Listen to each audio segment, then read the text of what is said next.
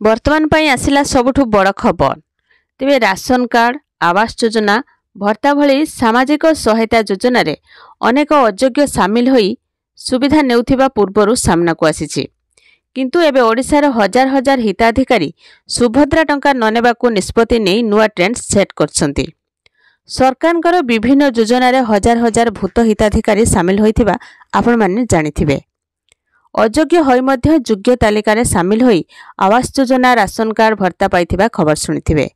किंतु आश्चर्यर विषय होछि जे सुभद्रा योजना रे सामिल हेबा पई आवेदन करिथिबा 1,36,36,612 आवेदनकारी मध्यरु प्राय 18,735 महिला डिसेंबर 3 तारिख सुधा ओहर जाइछंती। महिलांकर एभली पदक्षेप को प्रशंसा करा जाउछि।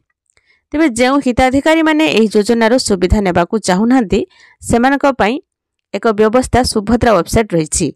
एबे भी यह चालू रहिछि।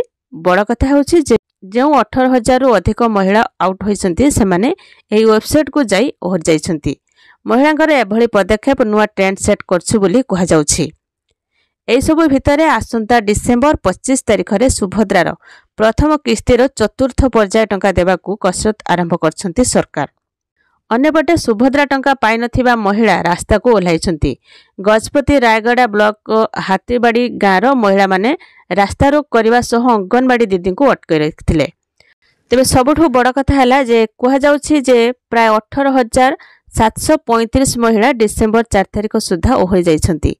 तेबे एमाने ओहरी जाइछंती ना एमानकर रिजेक्ट होइछि? आपण मानकर मतामत कोन कमेंट रे जणांतु।